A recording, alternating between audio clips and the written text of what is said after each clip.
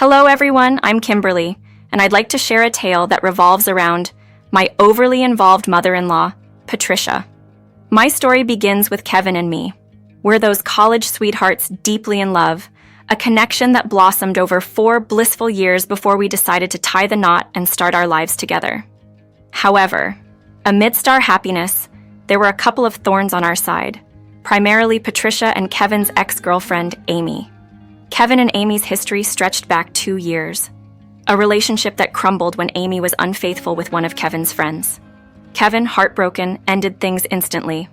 Despite her actions, Amy's feelings for Kevin persisted, leading to continuous attempts to disrupt our peace. Patricia's role in this drama was particularly challenging for me. She not only had a soft spot for Amy, but actively supported her attempts to rekindle things with Kevin, undermining our relationship in the process. Although my interactions with Patricia were polite, a genuine bond was elusive. This gap widened following an accident that left me partially disabled, forcing me to leave my job. Kevin, ever supportive, suggested I focus on our home life, a decision that only fueled Patricia's criticisms. She viewed me as a burden to Kevin, questioning my ability to care for him due to my disability, and accusing me of taking advantage of his kindness. Kevin, undeterred by his mother's harsh words, stood by our love, emphasizing that our mutual affection was all that mattered, disability notwithstanding. Yet, Patricia persisted, pushing the idea that Kevin should reconsider his relationship with Amy, who, according to her, was still a suitable match for him. Patricia's insistence on comparing me with Amy, alongside her efforts to orchestrate meetings between Kevin and Amy, strained our relationship to its limits. This tension and Patricia's continual disparagement ultimately led us to relocate to another city, seeking distance and a fresh start away from the negativity. Patricia blamed me for this decision, unable to see how her actions drove us away. However, it was Kevin who was adamant about relocating. He was exhausted by the constant interference from his mother and Amy. Despite his efforts to establish clear boundaries, Patricia's intrusive behavior persisted. Relocating seemed to be our only escape. Following the move, Patricia's meddling in our lives decreased significantly, allowing us a brief period of happiness. But about 7 months later, Patricia appeared unannounced at our doorstep, claiming she had been evicted and had nowhere else to go. Kevin was visibly distressed by her sudden arrival, but after discussing it, we decided to let her stay, hoping it might mend their strained relationship. Unfortunately, Patricia had different intentions. Fast forward another 7 months, and Amy surfaced in our city. Patricia wasted no time informing Kevin, painting Amy as a victim escaping an abusive relationship, suggesting Kevin reconnect with her for old time's sake. Kevin was torn. His past discomfort with Amy made him reluctant, but Patricia's appeal to his empathy weighed heavily on him. Despite his reservations, and with my reluctant approval, Kevin reached out to Amy, hoping to offer support as a friend. However, it wasn't long before Amy began pushing for more, with Patricia endorsing the idea, shocking us both with their blatant disregard for our marriage. Kevin shared his concerns with me, suspecting a manipulative scheme behind their actions. His suspicions were confirmed when we discovered, through a friend of Amy's, that Amy had fabricated her circumstances to get closer to Kevin, following Patricia's guidance. This revelation was infuriating, revealing a level of deceit we hadn't anticipated. Kevin struggled to accept his mother's involvement in such a scheme. Determined to address this head-on, we decided to confront Patricia. Amy's deceit rendered her irrelevant to us, but Patricia's betrayal was deeply personal. She had taken advantage of our hospitality and generosity, all while orchestrating a plot to undermine our relationship. The audacity of their plan was astonishing, and we knew we had to take a stand against such manipulation. Dealing with the betrayal and breach of trust from Patricia was a difficult pill to swallow. With heavy hearts, we decided it was time to address the issue head-on. We gathered our courage and sat Patricia down for a crucial conversation. Kevin initiated the discussion, expressing his discomfort with Patricia's encouragement of an affair with Amy, highlighting how disrespectful it was to both me and our marriage. Patricia's response was dismissive, suggesting that Kevin was being overly sensitive and insisting that Amy was a better match for him than I could ever be. This blatant disregard for our marriage and her son's feelings was shocking. I chimed in, questioning Patricia's inability to respect our union, only to be met with a harsh retort about my presence being an annoyance to her. Kevin firmly defended me, making it clear that Patricia's behavior and comments were unacceptable. When confronted with the lie about Amy's supposed abusive ex-boyfriend, Patricia momentarily loses her composure, revealing her deceit. Yet, she quickly reverted to a defensive stance, justifying her actions by claiming a misguided belief that Kevin belonged with Amy. Patricia's admission of preferring Amy over me, her lack of regret for her actions, and her cruel words were deeply hurtful. She openly stated her wish for Kevin to leave me for Amy, valuing her misguided preference over our happiness. This revelation was shocking, displaying a clear disregard for our feelings and the sanctity of our marriage. The conversation reached a breaking point when Patricia suggested that Kevin was finally seeing things her way, hinting at an impending divorce and Amy taking my place. This unfounded and hurtful claim was more than I could bear. Patricia's relentless pursuit of this fantasy, despite the harm it caused, showed a profound lack of empathy and understanding for the real emotional toll her actions had taken on us. Patricia's indifference had already left me seething, but her latest comments were the final straw. Kevin was visibly shaken, likely never imagining his mother would go as far as to suggest an affair so casually. The sheer depth of her disdain for me and the situation at hand clearly took him by surprise. In response to Patricia's provocations, I found myself propelled by a mix of anger and resolve. I faced her squarely, challenging her preference for Amy over me and her belief that Amy would make a better daughter-in-law. Patricia's unwavering assertion that Amy was superior in every way only fueled my determination. With a calm yet firm tone, born out of sheer frustration, I informed Patricia that her time in our house was over. She could either choose to live with Amy, whom she so adored, or find another place, but she could not stay with us any longer. I suggested she make arrangements to move out within the next few weeks. Patricia seemed taken aback by my assertiveness, likely not expecting such a decisive response. She tried to regain her composure, insisting that she wouldn't leave, claiming the house as her home, and even suggesting that I should be the one to leave, anticipating a divorce between Kevin and me. I countered her claims with equal firmness, reiterating that she would be the one to leave. I made it clear that the house was not hers to claim and dismissed her delusional expectations of staying. Patricia's assertion that she had a right to live in the house because she was Kevin's mother was met with laughter from me. Her assumption that Kevin would side with her and Amy, and that I was somehow the outsider in my own home, was absurd. Patricia's confusion at my reaction, coupled with Kevin's growing anger towards her, underscored the absurdity of the situation.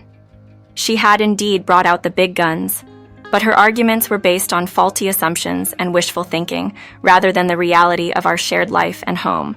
As Patricia continued to insist on her son's ownership of the house and her place in it, I couldn't help but laugh at the absurdity of her claims. Her belief in a scenario where she, Kevin, and Amy would live happily ever after in our home, excluding me, was not just delusional, but also a gross underestimation of the strength and resilience of our marriage. Patricia was convinced that Kevin would eventually leave me for Amy, imagining a future where they were together. Mom, where are you getting these ideas? Do you honestly believe I'd betray the woman I love? Kevin's frustration was palpable as he confronted his mother's unfounded beliefs. Patricia tried to justify her actions by claiming she gave Amy Kevin's number because Amy was supposedly distraught over losing him. She argued that Kevin shouldn't settle for me when he could be with Amy, whom she believed he truly loved. Kevin stood his ground firmly, reiterating his dedication to me. Mom, I'm going to say this one last time. I'm not leaving Kimberly.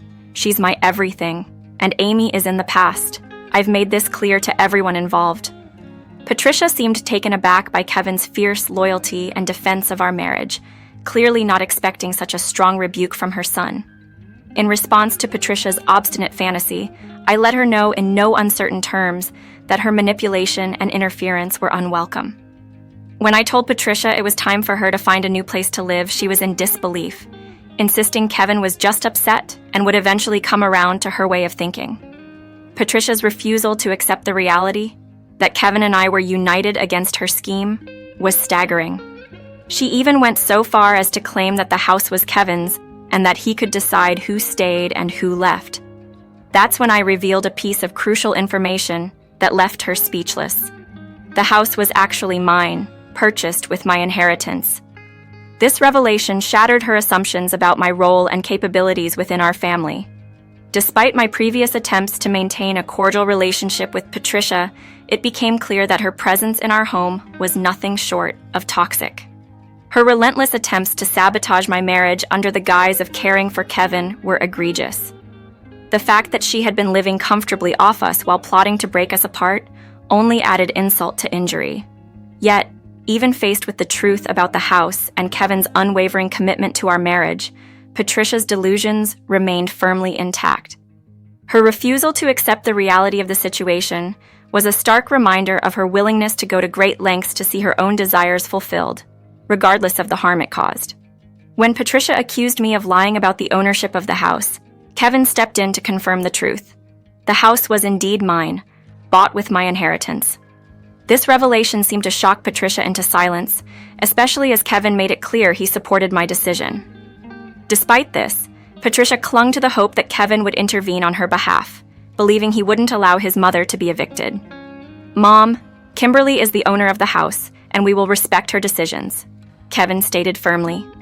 Patricia's assumption that marital ties made it equally Kevin's house, and thus he would shield her from any consequences, quickly crumbled under the weight of reality. Kevin's resolve was clear. "Even if this was my house, Mom, your actions have gone too far. You've tried to sabotage my marriage. Why would I let that slide?" Patricia's realization that her son was serious about enforcing my decision to have her move out sent her into a state of panic. In a last-ditch effort to garner sympathy, Patricia began to cry, attempting to portray herself as a misguided victim who only wanted the best for Kevin. However, both Kevin and I were unmoved by her tears, seeing them for the manipulative tactic they were. "Mom, you intended to break up my marriage. That's unforgivable," Kevin declared. He reminded her of the generosity we had shown by providing for her, only for her to repay us with deceit and manipulation. It was clear that her stay in our home was over, and any future relationship would need serious reconsideration. Kevin's stance was unwavering, marking a definitive end to Patricia's influence in our household. He understood the importance of standing by me, emphasizing that her betrayal was not something we could overlook. Patricia was to leave our home and give us the space we needed to heal and decide if any form of relationship could be salvaged in the future. This was a pivotal moment for us, one where Kevin proved his dedication to our marriage and to set boundaries with his mother. Patricia's eviction wasn't just about reclaiming our space. It was a necessary step in protecting the sanctity of our relationship and ensuring our home remained a place of love and trust. Patricia's situation had spiraled beyond her control. What she envisioned as a future with Kevin and Amy together had crumbled, leaving her facing eviction and a severed relationship with her son. In desperation, she pleaded with us, arguing that her actions were a minor error and promising to speak with Amy about backing off. Despite her pleas, our decision was firm. The damage was done, and her betrayal was too great to overlook. We requested a move-out date within the month, emphasizing the finality of our decision. Patricia attempted to appeal to the familial bond, claiming she was ready to mend our relationship and that we could overcome this hurdle together. However, my patience had worn thin, and her reluctance to provide a specific moving date led me to pursue an eviction notice, a step I hoped would underscore the seriousness of the situation. Patricia, shocked by my resolve, turned to Kevin, hoping for his support.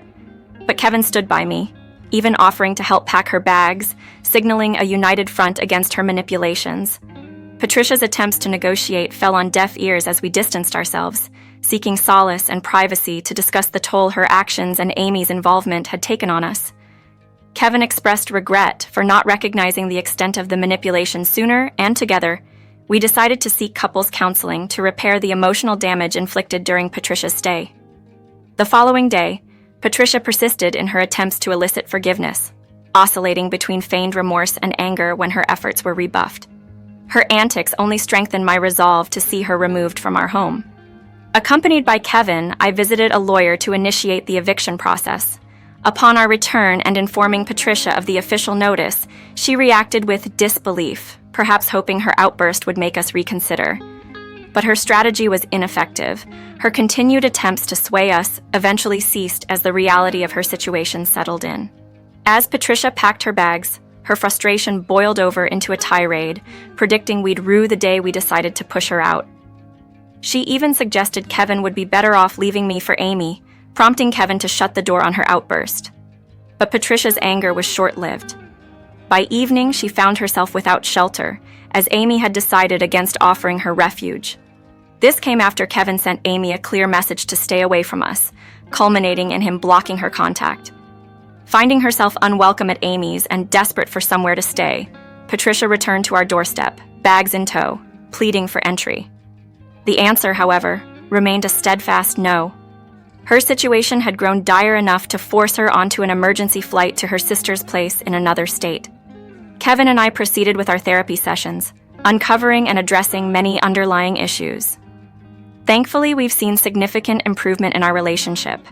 The absence of Patricia's disruptive presence has been notably beneficial, reinforcing Kevin's decision to cut ties permanently. We informed his aunt of this decision, understanding she was now Patricia's host. While Patricia reacted with expected outrage, her sister showed understanding towards our stance and assured us she'd help maintain our desired distance from Patricia. The peace that has since enveloped our lives is palpable, underscoring the toxicity we've managed to eliminate. This experience has taught us the value of setting boundaries and the importance of removing negative influences from our lives. If I could offer a piece of advice, it would be this. If you find yourself dealing with a toxic individual, especially one as close as a family member, taking steps to protect your peace and happiness is crucial, just as we did with Patricia.